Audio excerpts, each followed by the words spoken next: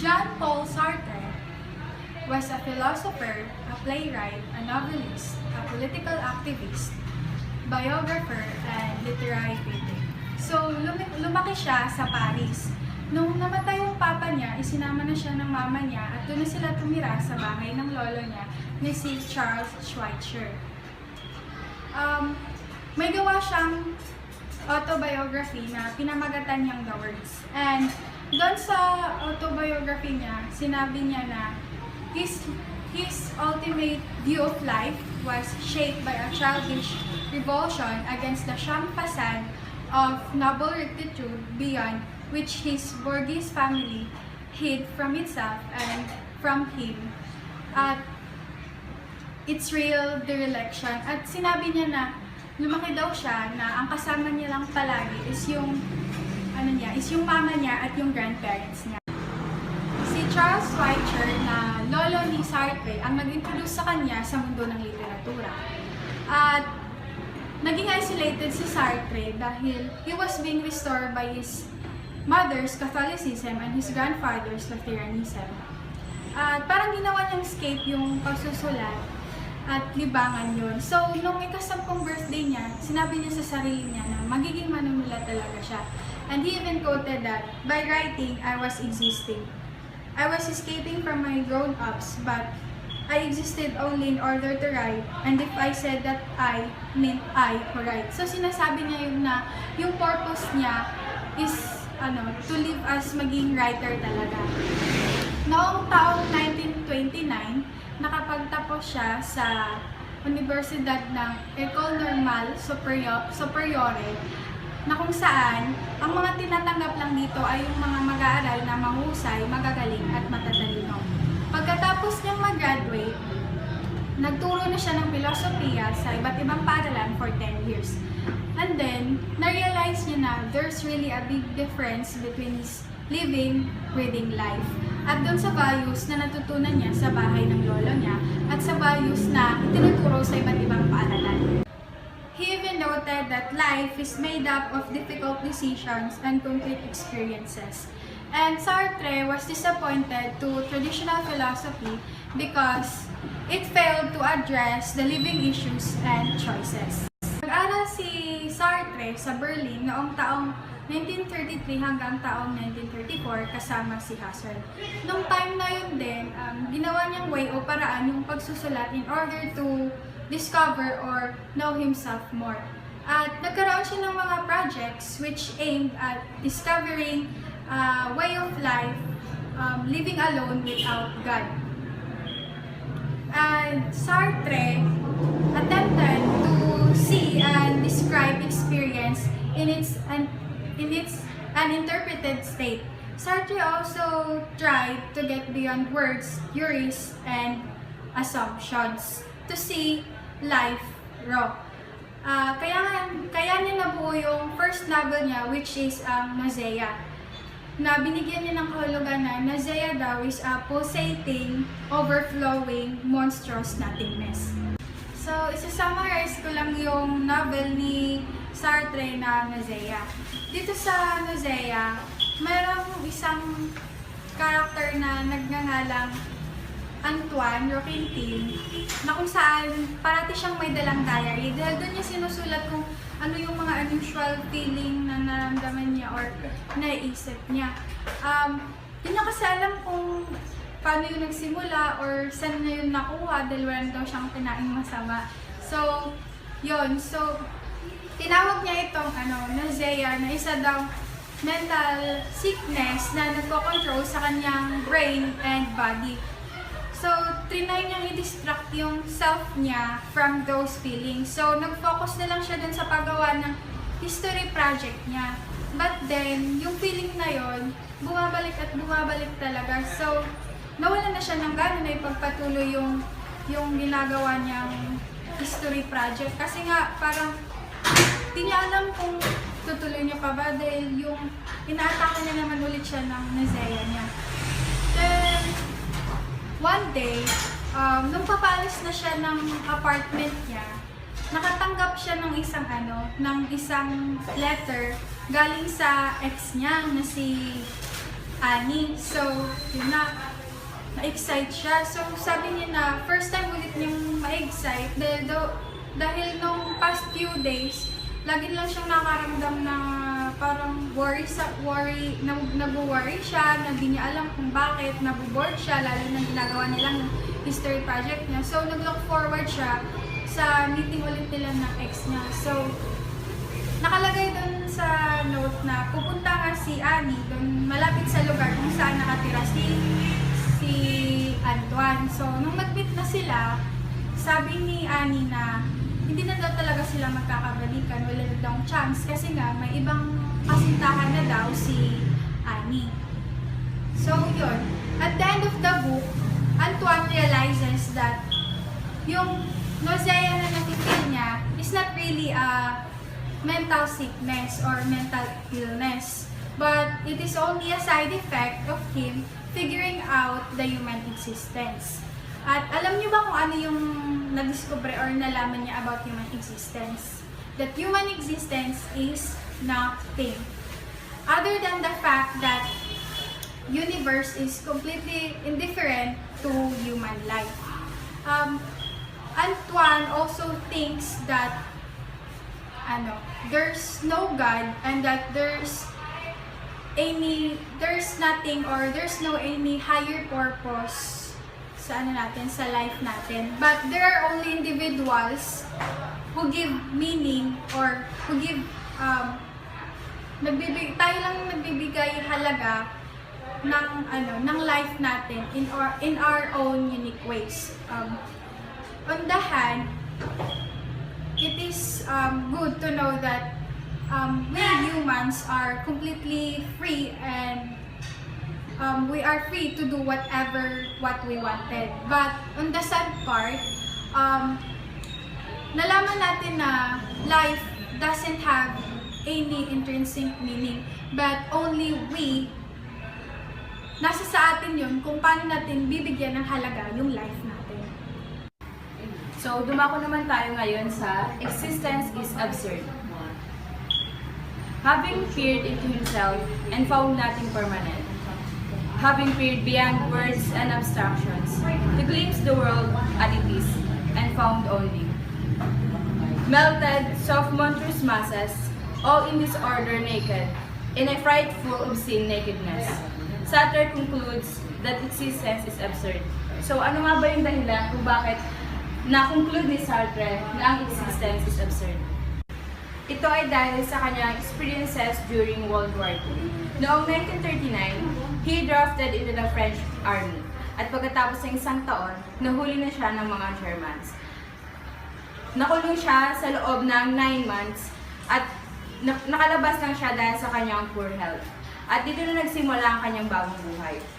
Bumalik siya sa Paris at naging influential member of the French Resistance Movement. Kung saan, dito niya nakilala sina Albert Camus, 1913 to 1960, his only near rival in contemporary existential influence, at si Simone de Beauvoir, 1908 to 1986, the brilliant at became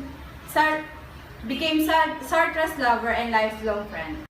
The German occupation of France, ito yung nagbuka sa mga mata ni Sartre sa katotohanan. Na katotohanan na ang evil or ang kasamaan ay totoo at konkreto. He concluded that civilization and order are a thin veneer. At any moment, the beast can break loose and reveal the absurd. The beast kung saan ito yung mga nag-initiate ng violence sa kapwa niya tao. Kaya napapakita ang the absurd. So, denial. Dahil sa rationalizations in the form of abstractions, philosophical, and religious belief, dinedenay natin na ang evil ay hindi totoo. Abstraction lang. Dahil dun sa mga excessive denial natin, dun sa rationalization natin. Kaya it prevents us from recognizing evil at what it is. After the horrors of Holocaust and the terrors brought by the Nazis' use of science and advanced technology, a whole generation shared a nauseating vision of the absurd. It was the war, Sartre stated. It was the war which made the obsolete frames of our thought explode. The war, occupation, resistance, the years that follow. So, let's move on to celebrity philosopher. In 1960, Sartre published The Critique of Dialectical Reason, in which he advocated the existential Marxism, recognizing that political Marxism had lost its original respect for the individual. Sartre nonetheless saw the contemporary era as the age of Marx. Sartre accepted Marx's emphasis on economic and class-based determinism. He agreed that the individual is a product of his or her class. But Sartre thought Marxism lost sight of the individual on its emphasis on class, struggle, and economic. Marxian materialism objectifies the individual. Sartre argued and abstracts the actual living individual out of existence. So, Sartre and Marxist were uneasy allies. So, in-emphasize si Sartre na ang individual daw ay hindi pwedeng i-reconcile with Marxism's emphasis on classes, on the collective. Further, para si Sartre, grew disillusion, parang nawalan siya ng faith or trust with Soviet communists. Kaya, nasabi niya na, the way I understand it, I am a communist, but I believe the USSR is destroying communism. So, yung effort ni Sartre na mag-construct na existential Marxism ay dinesign to place the existing individual once again at the focal point of Marxist criticism of bourgeois values. Buoyed by the popularity of Sartre's and others' existential plays and novels, existentialism became the in philosophy of hipsters, beats, hippies, artists, students, and avant-garde thinkers. So after the war, Sartre devoted his life in writing, reading, and speaking out on various topics na naka-aligned or in terms of personal responsibility and social injustice. So dahil doon, mas lalo siyang na-attach or nagkaroon siya ng magandang relasyon kay Simone de Beauvoir. Ayun. Simone de Beauvoir, she challenged and stimulated him as a man and as a thinker, greatly influencing both his ideas and their written expression as he did hers. So yun, dahil doon, sila ay naging unique couple whose influence extended beyond their individual works to their lives as they become role models for post-war intellectuals. Sartre became philosophical godfather to radical French students at naging kilalang public figure throughout his life. So, Sartre remained an enigma at never na siyang nag-join sa kahit anumang communist party dahil kahit na dinidescribe siya as arrogant and snobbish dahil mas ina-enjoy niya ang mag-join or ina-enjoy niya yung the company of younger thinkers. So yung affair niya kay Simone de Beauvoir ay nanatiling in friendship lang talaga. Grew into a complex friendship in which each party remained fiercely loyal to each other while continuing with affairs with others. Noong inawardan siya ng 1964 Nobel Prize in Literature, he refused it. Hindi niya tinanggap to dahil he did not want to be turned into an institution. So, natapos yung kanyang buhay noong April 15, 1980 dahil sa after years of failing health and eyesight. Freedom and anguish. Sabi, para kay Sartre at ibang mga tao, ang pamumuhay ng nakakatakot at walang makatwiran kasama ang mga Nazi ay nakakawala ng pag-asa para magkaroon ng isang maayos na mundo. Kahit ang mga siyensya hindi mapatunayan ito. Pero ano nga ba yung mga Nazi? Yung mga Nazi, sila yung mga tao na may kapangyarihan at ginagamit yung kapangyarihan nito para kontrolin at hamakin ang ibang mga tao. So, sabi din ni Sartre na meron tayong nature. Ay, wala pala tayong nature. Ang gumagawa lamang ito ay mga bourgeois dahil nangyayari lang yung nature dahil sa mga bourgeois delusion at saka sa mental construction natin na kung saan ginagawa natin ito para itago yung mga pangit na pangangatwiran natin. So, sinabi din dito na naaapektuhan ng mga facts ang ating pagdidesisyon or mga choices natin. Na kung saan, yung certain choices natin ay nagiging natural na sa atin. Dahil pinapanigan natin sa kung saan tayo nakadepende. So, sabi din nila na whether we like it or not, we are free to follow our facts and to reject them. Gayon din, we are free to follow our nature at i-reject din ito. Dahil we are free to define what is our nature and we are free to define the facts. Ayon din kay Sartre, hindi imposible na maging authentic tayo or original tayo sa sarili natin. Pansinin niyo yung picture dito. Yung pink na duckling, yung naging authentic sa kanilang iba.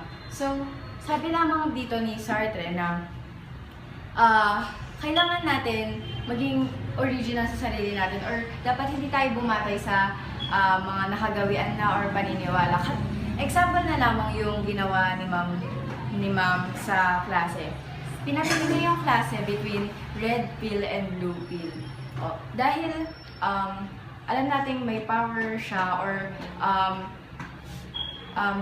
may mass authority siya. Most ng klase, pumili lang between sa dalawa. Walang merong iba pero kaunti lang na naging original sila or authentic sila na bukod dun sa dalawa, meron pa namang ibang mga colors na pwede natin pagpilian. So, gumawa sila, naging original sila sa sarili nila. Hindi nila binatay dun sa sinabi ni ma'am. So, sabi dito, we are whatever we do, the totality of our actions. So, yun nga. We are existentially free. But there is no fixed self on which we build. So, meron ginawa si Sartre na isang famous play, yung No Exit.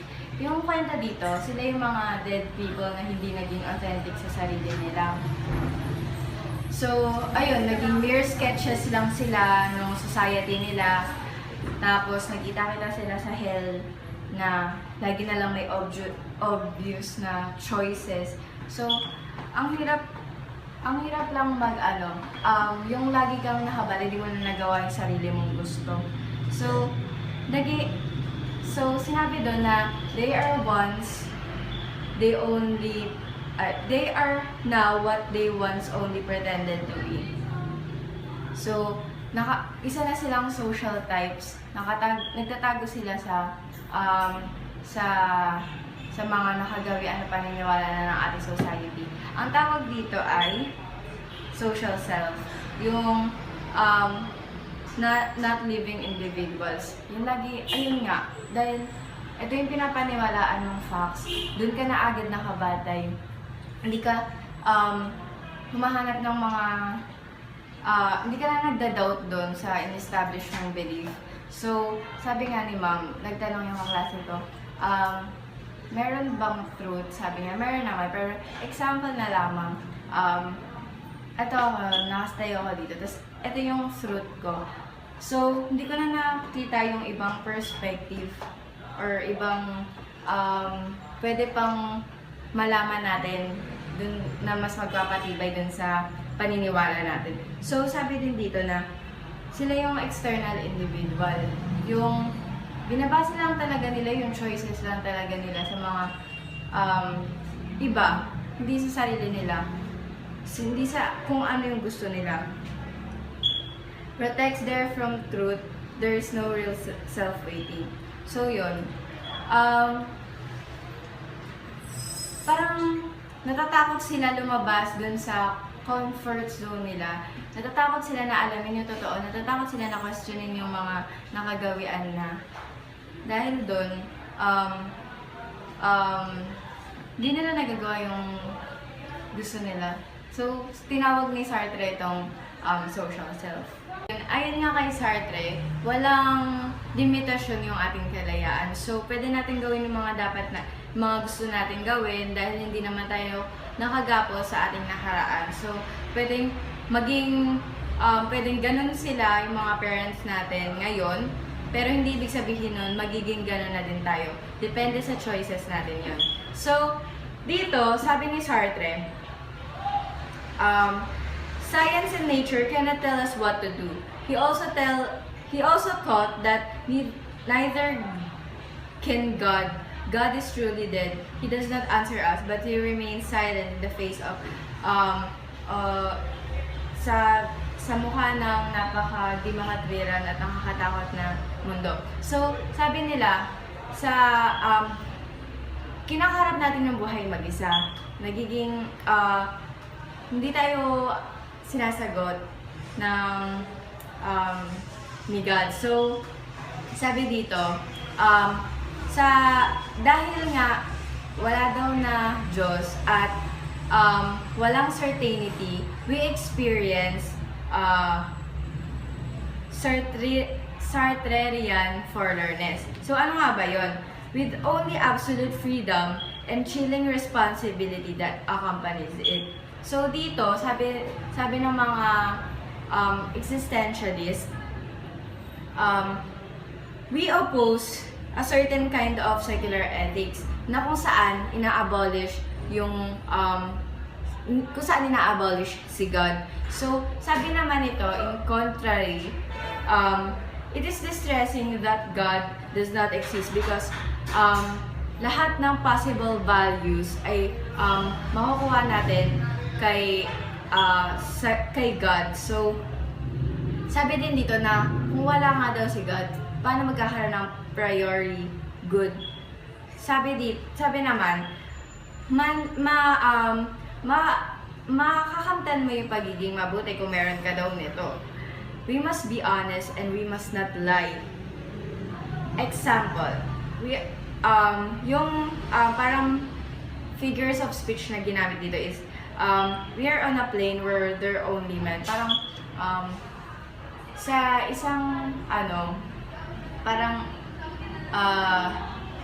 yung mga tao, parang wala siyang kahalong girl or may naiba.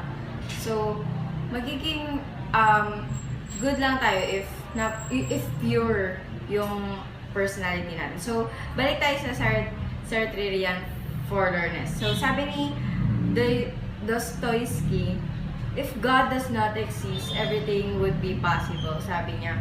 So, kung hindi daw nag-exist si God, pwedeng magawa natin mga gusto natin kasi syempre, meron din tayong sinusunod na laws dito. So, sa contrary nun, man is forlorn, sad, unhappy, or they would experience pain.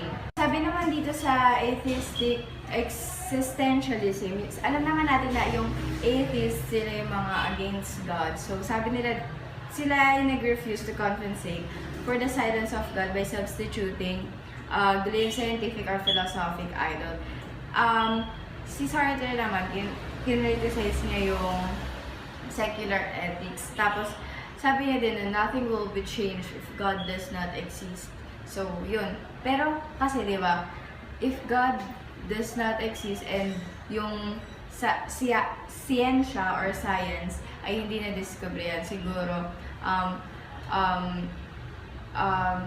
it will be changed into a ridiculous one. So, pero ang pinaka-importante, the most important view of Sartre is that without God, there is no fixed human nature, no essence that infuses us. So, ibig sabihin lang nun, sabi niya na kung wala daw si God, wala tayong sinusunod na mga sinusunod na mga values, wala, tapos hindi napapasa-pasa, gano'n. Tapos, walang mga essence na kung bakit tayo napupunta dito, gano'n. Walang kumokonsensya sa atin. So, wala tayong fixed laws na namumuno sa atin. Ay, meron, pero we are free. But we are free. Tapos, hindi nga lang determined siya. So, meron itong 3 steps. So, yung una is, we exist, we choose, then we act. So, sinasabi dito na we fashion our essence by how we live or by how we actually live without God to guide and console us. So, existence precedes essence. Hindi natin kailangan mag-refer sa mga values ng ibang tao. We can be original or authentic. It can be original or authentic. So, dahil dito, mas kailangan natin maging original sa sarili. So, kung kailangan natin maging original sa sarili natin, mas padaliin natin, mas gawin natin itong madali. In other words, there is no determinism. Man is free and man is freedom. So, on the other hand, kung wala si God, wala tayong sinusunod na commands or values na kung saan talagang nare-legit yung or naaano talaga, nagiging maayos talaga yung conduct natin or yung napaka-powerful ng mga commandments na yun. So, in the bright realm of values or commands to values, we have no excuse behind us, nor justification before us. We are alone with no excuses. So, anguish. Ano bang meaning ng anguish? Anguish is a severe mental or physical pain or suffering. Sabi ni Sartre, if existence precedes essence, and if we grant that we exist and fashion our image is one and at the same time, the image is valid for everybody and for our own age. Thus, our responsibility is much greater than we have supposed because it involves all mankind. For example, nag-decide ako na magpakasal. Even though passion ko yun or dahil sa sariling kagustuhan, meron pa rin akong responsibilidad and I am responsible for myself and for everyone else kasi inako ko sila. Nagpakasal ako so meron na akong bagong responsibilidad na kukuhain. Yun yung sinasabi ni Sartre na na hindi lang tayo responsible sa sarili natin. Responsible din tayo sa ibang tao kasi involved sila sa mga ginagawa natin. So after no World War II, existential themes were popularized by poets, musicians, tapos si Alberto Giacomutis noong 1960, nag-create siya ng sculpture na tinawag na Walking Man, which evokes Sartrean view about existence. Tapos, the most significant in Sartre's view, without God, there is no fixed human nature, no essence that infuses us. We are not governed by law. We are not governed by fixed laws. We are free, not determined. So first, sabi niya dito, first we exist, then we choose, and then we act. Mumuhay tayo sa sarili nating pamumuhay without God consoling us. Sabi niya dito. Tapos, if existence that really does precede essence, there is no explaining things away by reference to a fixed and given human nature. In other words, there is no determinism. Man is free and man is freedom. Tapos sabi niya din dito, on the other hand, if God does not exist, we find no values or commands to turn to which legitimize our conduct. So in the bright realm of values, we have no excuse behind us, nor justification before us. We are alone with no excuses. So, ang pinaka-view kasi dito ni Sartre yan, we are not free not to be free. Parang inborn na free tayo, pero dahil sa mga fixed laws ng human nature, hindi tayo nagiging free kasi parang may humahad lang dun sa gusto natin gawin. Yun yung pinaka-point ni Sartre. Condemned to be free. Sabi dito, a strong case can be made that our age is indeed forlorn, at least psychologically. So, yung pag sinabing forlorn kasi ito yung sad or lonely. So, parang ang sinasabi dito, yung buhay na, yung buhay natin. Meron talagang times na magiging malungkot tayo. Tapos, sabi dito, though science continues to explain human conduct in biochemical terms and according to behavioristic models, we cannot fail to see signs of forlornness. So, sabi dito, naghahanap tayo ng scientific explanation para matanggal yung mga para maging cure dun sa mga sakit na nararamdaman natin kapag nalulungkot tayo.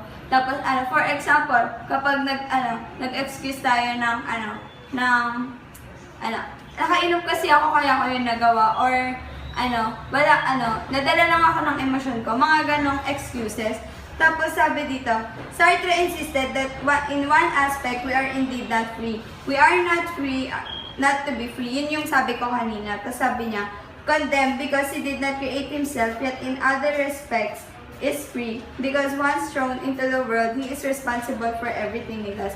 Yun nga yung kanina ko pang sinasabi na pino-point out ni Sartre na kapag once na nabuhay tayo dito sa mundong to, responsibilidad natin yung mga pinipili natin, yung mga desisyon at mga bagay na ginagawa natin sa buhay natin. Sartre illustrated the freedom of foreigners with a story about one of his students. So, ito yun. The young man's father had collaborated with the Nazis during the occupation of France, but his older brother had been killed fighting the Germans. And the young man wanted to avenge him. The boy and his mother lived alone, and the mother was upset by the father's betrayal of his country and dead son. Sartre's students was her sole consolation and reason for living. He faced the choice of leaving for England to fight or staying in France to support his mother. What should the student do? And now we could know. So, sinasabi dito sa story na to na nandun siya sa point, yung student ni Sartre, nandun siya sa point ng buhay niya na, meron siyang dalawang choices na, nahihirapan siyang piliin kung ano yun. Kasi, kapag pumili siya ng isa, parang may ma-apekto, parang wala siyang choice, pero gano'n, naiipit siya sa dalawang importanteng, bagay para sa kanya.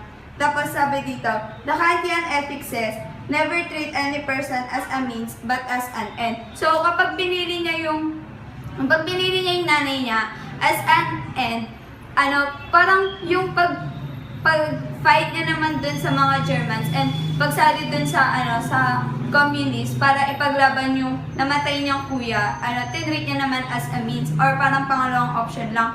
Pero kapag pinili niya naman yung paglalaban yung kuya niya and sasama siya sa communist as an end, yung nanay naman niya yung magiging as a mean. Tapos sabi dito, if values are vague and if they are always too broad for concrete and specific case, thus we are considering the only thing left for us is to trust our instincts. So, di ba may dumadating tayo sa punto ng buhay natin na,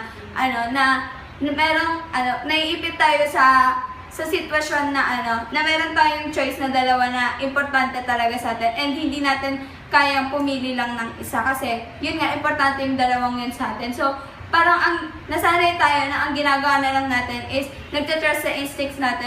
So, let's go to John Paul's despair. So, despair, like abandonment and anguish, is an emotive term.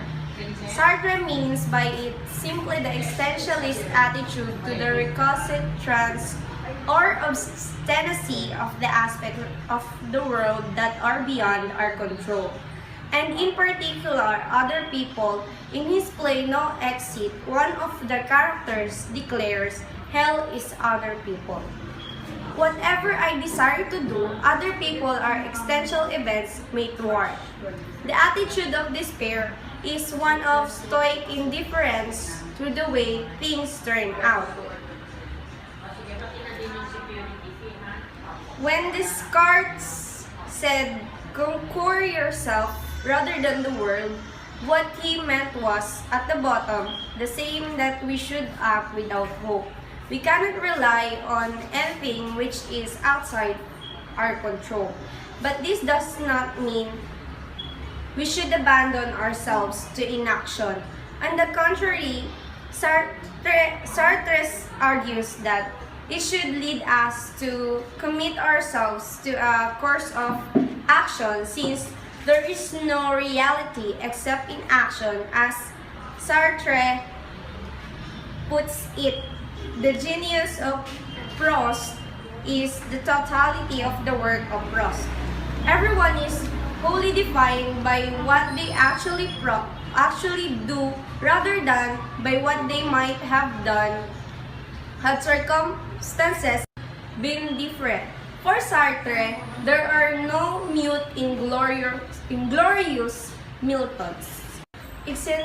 Existentialism has the reputation of being dark and depressive, that life is a void and devoid of meaning. But that isn't true at all.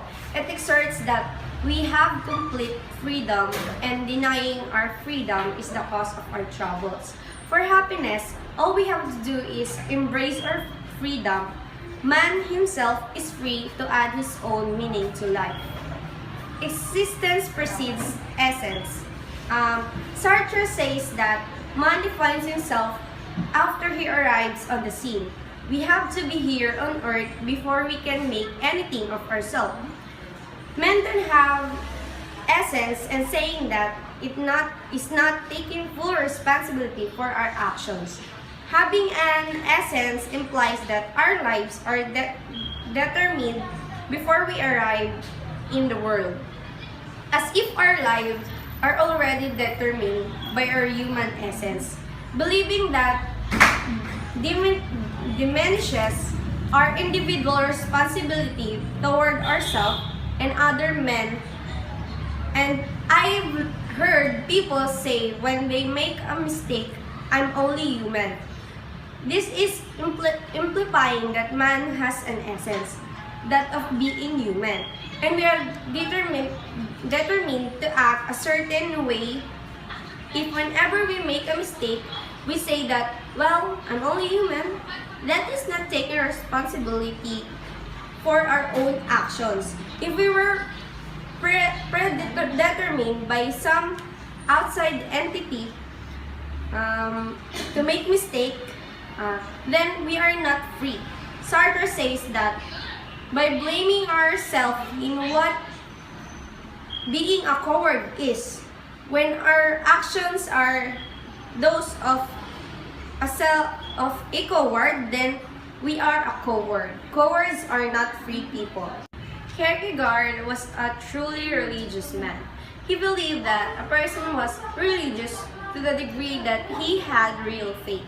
Faith was what determined whether one was religious, not what one thought. Not going to church or on Sundays, and faith is not a static thing. It has to be continually renewed and reconfirmed. Man's relationship to God is an ongoing process, like any relationship. He used the story of Isaac and his son in the Bible as an example of what faith should be. But to the degree that we have faith, that is to the degree that we are free. Our freedom is based on our faith. If you have ever known people who had no faith, they certainly weren't free people. They can't be free because they're too afraid of everything. They live in fear. Faith is freedom from fear. Freedom is living without fear. Like Sartre, Kierkegaard believed what matters is one's actions and not one's beliefs. He couldn't stand these philosophers who live in ivory towers and thought what one believes was what was important. What one believed was of no importance unless one lived it. Like Sartre, Christianity is not objective truth. Kierkegaard, who had a degree in theology, thought that Most Christians were clueless, which is how I see them too. To Kierkegaard, Jesus was truth personified. And being like Jesus is living truth. Knowing the truth isn't enough. We have to become the truth.